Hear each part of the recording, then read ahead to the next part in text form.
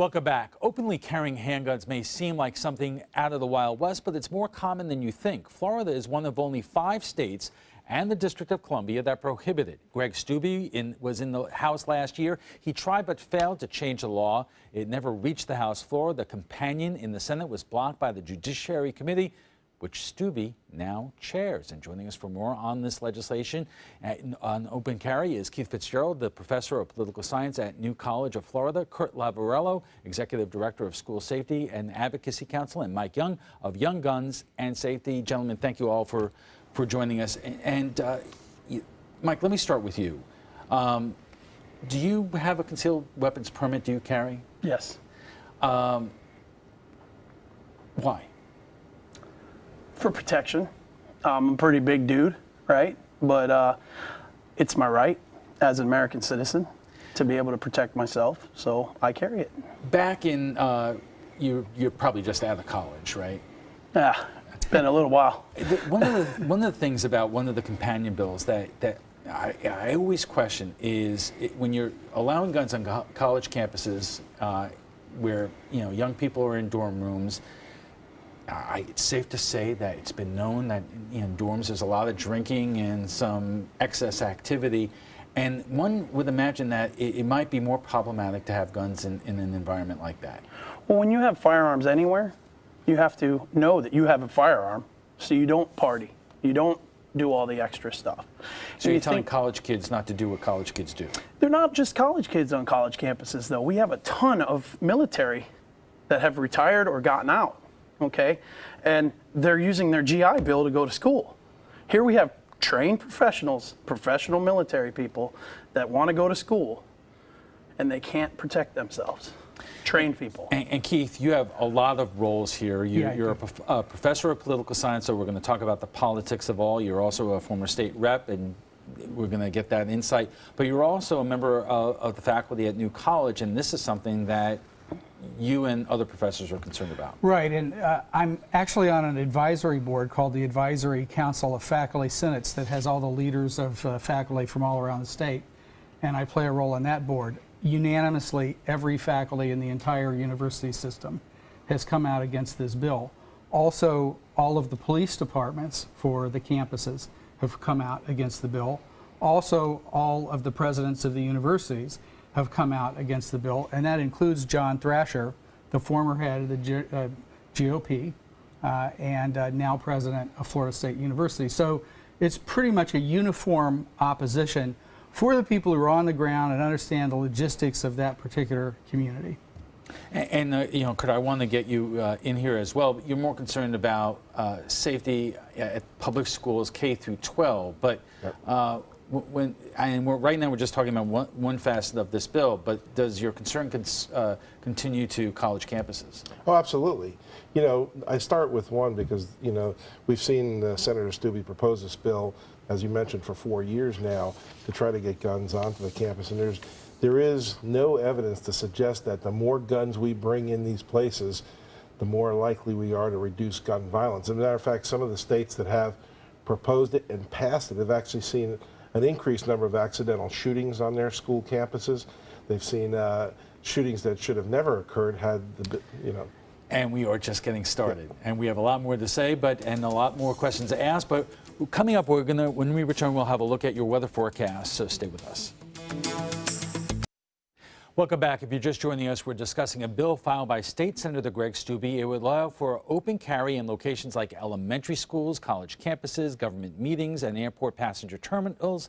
Our guests tonight are Keith Fitzgerald, a professor of political science, Kurt Lavarello of the School Safety Advocacy Council, and Mike Young of Young Guns and Safety. Let's say at the outset, a lot of people are going to watch us tonight, and they're going to get mad at all of us. We want to talk about some of the issues, but also the political aspects of this. And so let's just dig into it. Part of what's in this bill is carrying in airport terminals, in government buildings, like where the legislature is, county commission, and so forth. As Keith said in the tape piece, in these locations, there's a lot of emotion. People get upset. So why is entering guns into it a good idea? Well, you know, airport terminals, it's not illegal to carry in there. You can't go past the sterile part. But if I'm waiting to pick somebody up, I can totally conceal carry in there. I can't open carry in there, but I can conceal carry in there. And I've done it plenty of times. Banks, you know, a lot of people think it's illegal to conceal carry in a bank. You're totally illegal to go there. Police stations, courtrooms, stuff like that, I've never tried because that's a different issue. It's a whole different issue. But I mean, I've physically gone into an airport terminal. You're just not allowed to proceed into the sterile part, i.e., if you don't have a ticket, you can't go through. Past TSA. Yeah, and I wouldn't be able to do that if I wasn't flying. All right. So, Kurt, so what is the problem? Well, I think one of the things that, you know, Greg Stubbe has relied on in the past is to say that we have these no gun zones, and they sort of invite people to go and do these horrific events, such as a Columbine, but you know, the evidence certainly doesn't support that. As a matter of fact, most of our school shootings were done by kids who attend that school. They weren't done because the kids saw this as an opportunity because nobody else carried there. It was because tempers flared or bullying occurred, and it went bad. I, as a 25-year police officer, can tell you, you know, I wouldn't want to respond to a call at a school or a college and being told that, you know, we have 5 or 6 very good armed people and 1 bad one, and then you're going to judge me Monday morning when I perhaps shoot the wrong person. Mike, that is the essential point that you hear all the time, that if police roll up to mass shooting events and they don't know because there are multiple people with firearms there, that becomes a big problem. Well, bad guys don't put their guns down when the cops tell them to. Good guys do. Okay, so if I'm in a concealed carry situation and I have to defuse a problem and law enforcement shows up, I know he's law enforcement, he's uniformed, he's badged. You know, we train to look at face, we train to look at uniforms or police. And I would be like, hey, I'm good. Don't come get me. But police rushing into situations can't always tell the good guy from the bad. I get that. And it all comes into the whole training aspect. And I think we agree on the training part. Absolutely. The more training you can have, the better. And as a gun owner, you need to do training. It's not just the gun show concealed carry class. You need to continue training and follow it. But not everyone who owns a firearm and is trained basically is as well trained as you are. You're exactly right. You're exactly right. And they're doing a disservice to firearm owners, okay? I have it all the time. People will come in the shop and spend $3,000 on firearms and won't take a $75 class, okay? It's the biggest conundrum that we have as trainers, that we want to get the training out there so people will know what they're doing. There's a shoot house in Venice that you can train active shoot-on-shoot, shoot-don't-shoot targets. It just opened up in Venice at Suncoast Weapons and Tactical. You can get this training here locally. We have training in North Florida for a weekend, bed and breakfast thing. It's just a wonderful thing. But these people that just want to get the bare minimums, or they got grandma going, 75 years old to go get her concealed carry permit at a gun show, and she says, okay, I'm good, now I can carry it in my purse. So how can we expand where you could carry a gun until we tackle that issue? That's the very good question, because the Second Amendment, that darn Second Amendment, gets you caught every time, because the right of the people to keep and bear arms shall not be infringed. So when you say, well, you have to have training to be able to carry it, that's more infringement, okay? Well, I mean, let's be clear. First of all, I agree with a lot of what you're saying, and I think if we could all get to the point where we recognize that, if we have more training. When Gabby Giffords, the congressman, was shot, there were actually a couple of veterans who were armed in that situation, saw it unfold, and recognized that the chaos was so great that they would pose more danger firing than they would jumping on that guy, and they disarmed him by hand. And that is a sign that training might prepare you to handle those situations well. So I would agree with you on that. But the Second Amendment, actually no amendment, including the First Amendment right to speech, is absolute and has no limitations. They are all conditioned by certain situations. All right, I want to get to the politics of it because Greg Stubbe tried to do this in the House. He was blocked in large part by the chairperson of the Senate Judiciary Committee, who was defeated for a re-election. Greg Stubbe is now that chair. Does that mean that many of these provisions will now pass? We don't really know. First of all, it'll fly through the House as it always did in the past, so that's not an issue. There was a lot of talk in the past that Senator Negron, who was running the Senate, was really sort of using the member from Miami who was willing to shield the president by saying this bill will die in my committee, but that Negron really wasn't happy about this bill coming forward himself for his own reasons. Now we'll find out. Because the leadership can kill just about any bill. They have a lot of ways of doing it if they want to do it, and they can do it without fingerprints. They simply don't find time on the schedule to bring it up at the right time. They allow people to put killer amendments on it. So we're going to find out where the Senate leadership is. One more question along those lines. John Thrasher, former Republican leader in the legislature, now president of FSU, ardent opponent of campus carry.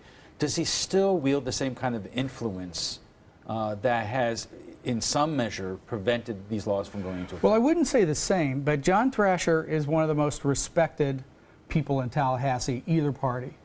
He's a real gentleman. He's a political genius. He has ties and connections with everybody, everywhere. So he may not have the same clout he did when he was Jeb Bush's right-hand man or when he was the head of the Republican Party. But when Thrasher speaks, people still listen. And Kurt, let me ask you this. Are opponents of these provisions organizing in a way that at all could be effective up in Tallahassee? Well, they've started organizing back when the earlier bills were filed. You know, the Florida Association of School Resource Officers, these are the police officers that work in our schools across the state. They still vehemently oppose armed carry in a school situation. And the International Association of Chiefs of Police came out with a resolution last year opposing it in all the states where it pertained to schools and colleges. So I think they're still going to meet with opposition. But let me ask you this. The Florida Chiefs of Police Association or the Sheriff's Association, they have not really come out against these provisions. Am I correct? Yeah, they have not opposed it, but they have not supported it last year, so we looked at that as a win. Because if you look at some of our local sheriffs, whether it's in Sarasota County or in Hillsborough or Polk County, some of them are for open carry and these other provisions. Absolutely. You have a sheriff that just today announced in Polk County that he's going to allow, as the sheriff, people to be armed on the colleges within Polk County, and that was just today. So. You know, we are... Firearms, people that are carrying firearms are the first line of defense, okay? I say this in my class, and I say this till the cows come home, okay? You're there. It hits the fan. We are the first line of defense to defend ourselves and those around us, okay? You call 911. When seconds count, law enforcement are minutes away, okay? How many people could get injured within minutes? But the question that also always comes up is that police, when they're in situations in terms of mass shooters, they're not always perfect. Sometimes, even in those situations, innocent people get hurt. I'm thinking about movie situations in Aurora, Colorado, even in Wesley Chapel, where a retired police officer in the fit of rage shot a husband and a father in a movie theater up there. In dim light, in chaotic situations, how could that really be helpful? That being helpful with somebody going crazy? Well, if you, as a trained, firearms expert, in those kind of situations, it's hard to see. It's hard to figure out who is where. It's training, low light training. Well, night sights on your firearm. Even in police work, we know in high pressure situations, such as an active shooter in school, we know we generally miss our targets. Even with the training we go through, about 70% miss rate in law enforcement. So, all right, we have to take another quick break, but when we return, we'll have final thoughts from our guests, plus what some of our viewers are saying about a proposed development at US 41 and Stickney Point Road. Stay with us. Welcome back. Should Florida join 45 other states in allowing open carry of handguns? Should we restrict where those guns can be carried? Our guests join us now with final thoughts. What is the one thing that you want people to take away from this conversation? One thing I want is there are 4 times in Florida where you're allowed to open carry legally, while fishing, while hunting, while camping, and while at a sporting event that involves shooting that you are an active participant in. We need to take the data from those 4 things and see how crazy things have happened. It hasn't. It hasn't. Kurt, can you take those situations and extrapolate what would happen in a college dorm room or in a movie theater, airport terminal, or so on? No, I think I'd have to stand by my earlier suggestion that, you know, those are not the places I'd want to see young people with alcohol, and even at the K through 12 school, more firearms on the campus. There's no evidence to suggest it's going to help anything on a campus. And Keith, has the politics of this at all changed? No, there's a business model behind some of the gun groups, including the NRA, to try to come up with controversies every year because it stirs up interest and it brings money into their organization. Remember, Senator Stubbe is the one who wants to make the change in the law here. We're not talking about taking away anybody's right as they have it right now. So this is actually an effort to generate controversy so that they can keep their contributions coming in. And it is true that not all Republicans in Tallahassee are on the same page. Not at all. I mean, everybody's afraid to take on the NRA in public because they're not stupid. But no, there's not uniformity on this at all. Okay, we'll have to leave it there. But before we go, we want to share with you what some of the people are saying about the Siesta Promenade development. The Benderson project, planned for the corner of US 41 and Stickney Point Road, was originally planned as a mixed-use place with many as 500 condominiums. After receiving negative feedback from the public, Benderson is considering cutting back on those initial numbers. Here's what some of you are saying. Paul Forrester writes, Benderson will only be allowed to do what local bureaucrats and politicians allow them to do. Concerned citizens need to make a few phone calls, send a few emails, and or attend a meeting or two. Nina Zumo writes, may as well rename Sarasota Bendersonville. The city council is so far in their pockets, it's ridiculous, just another notch in the belt of me not spending any time there. Kelly McLaughlin writes, just proves that if you have enough money, you can do whatever the hell you want. Way to go, Sarasota. Well, if you'd like to join the conversation about tonight's topic, and I suspect a couple of you might, just visit our Facebook page at facebook.com/news@7. And FYI, want to watch past roundtable discussions? They're available on Apple TV, Amazon Fire, and Roku. Thanks to our guests for being here tonight. Keith Fitzgerald is a professor of political science at New College of Florida. Kurt Lavarello is the executive director of the School Safety Advocacy Council, and Mike Young runs Young Guns and Safety here in Sarasota.